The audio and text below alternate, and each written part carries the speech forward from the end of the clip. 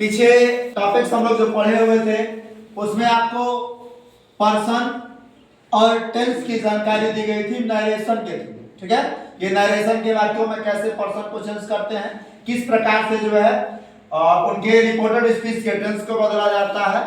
आगे हम लोग जानने वाले हैं चेंज इनटू केस और चेंज इनटू वर्ड्स, दो टॉपिक है आपके साथ। ठीक है, इससे पीछे जो जाने हुए थे सभी लोगों का पूरी चीज उसमें कंप्लीट हो गई थी। देखिए चेंज इनटू केस, केस को हिंदी में कहते हैं कारक। क्या कहते हैं? कारक। अब समझना है क्या, देखिए जो अंग्रेजी व्याकरण है अर्थात इंग्लिश ग्रामर है, इसमें जो केस दिखाया जाता है ये चार खंडों में होता है। ठीक है, एक होता है नॉमिनेटिव केस, एक होता है पॉसेसिव केस, एक होता है ऑब्जेक्टिव केस और एक होता है वैकल्पिक केस।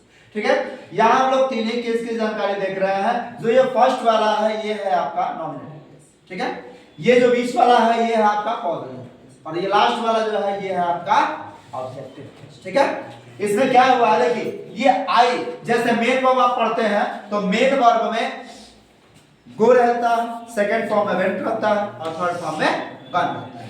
ठीक उसी तरह ये भी है केस के थ्रू भी, ये तीन पार्ट में I my me, we our us, you your yours you, अर्थात आप यू भी रखते हैं तो भी सही है, योर्स भी रखते हैं तो भी सही है। दे दियर them, he his him, she her her।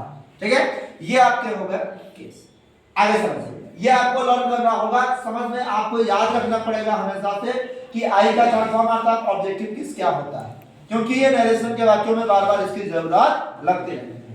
उसके बाद है change into word, direct to indirect speech, अर्थात किसी डायरेक्ट स्पीच के वाक्य को जब आप इनडायरेक्ट स्पीच में बदल रहे होते हैं उस समय रिपोर्टेड स्पीच में इनमें से कोई भी वर्ड आ सकते हैं, इनमें से कोई भी वर्ड आ सकते हैं। जैसे रिपोर्टेड स्पीच का कोई वाक्य है, मान लीजिए उसमें दे दिया हो I will go to market tomorrow.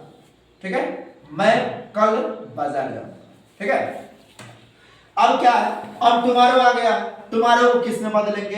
तो जब डायरेक्ट स्पीच के वाक्यों में इधर वाले वर्ड, ये जो डायरेक्ट वाले हैं ये यदि डायरेक्ट स्पीच में उपस्थित रहते हैं तो इनडायरेक्ट बनाते समय उन्हें इनमें बदल दिया जाता है। जैसे देखिए नाउ है, नाउ को चेंज किया गया किसमें?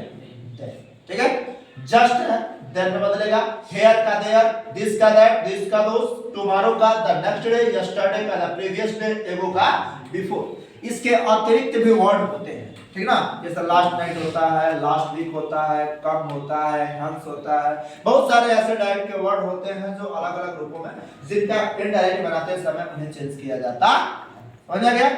अब देखिए यहां तक आपको जो है ये पूरा नरेशन के वाक्यों को बनाने के लिए मटेरियल एक्सपेंड कर रहे थे। ठीक है, उसी तरह से अब आगे बढ़ते हैं। देखिए नोट करके लिखा गया है नरेशन के वाक्यों को सेंटेंस के आधार पर वर्गीकृत किया गया है जो 5 प्रकार के होते हैं। अगर आपसे कोई पूछे कि नरेशन कितने प्रकार के होते हैं, आप डिफाइन नहीं कर सकते, क्योंकि नरेशन को स्पीच के आधार पर 2 खंडों में बांटा गया है, डायरेक्ट और इनडायरेक्ट। और यहाँ पर नरेशन को सेंटेंस के आधार पर जब वर्गीकृत किया गया, सेंटेंस 5 होते हैं, उसी 5 सेंटेंस के आधार पर नरेशन के वाक्यों को पढ़ना है। वो 5 सेंटेंस कौन कौन से होते हैं, इससे पहले जब आपको सेंटेंस पढ़ाया गया था उस समय भी आप जाने हुए थे। देखिए सेंटेंस जो है क्या क्या दिख रहा है इसमें। पहला है असर्टिव सेंटेंस, दूसरा है इंट्रोगेटिव सेंटेंस, तीसरा है इंपरेटिव सेंटेंस, चौथा है ऑब्जेक्टिव सेंटेंस और पांचवा है एक्सक्लेमेटरी सेंटेंस। सेंटेंस जब पढ़े उस समय इन सभी की जानकारी आपको मिली हुई थी, बताया भी गया था। अब देखिएगा नरेशन के वाक्यों में इन्हीं 5 सेंटेंस के आधार पर एक एक करके सभी के बारे में पढ़ना होगा। सबका अपना रूल होता है बनाने का वाक्यों में, और इन सभी के अपने अपने रूल्स को पढ़ करके इनके वाक्यों को हम लोग डायरेक्ट से इनडायरेक्ट में चेंज करेंगे। इतना में किसी को दिक्कत बताइए, किसी को भी दिक्कत हो इतने में या इसके पीछे जो बताया गया है? क्लियर?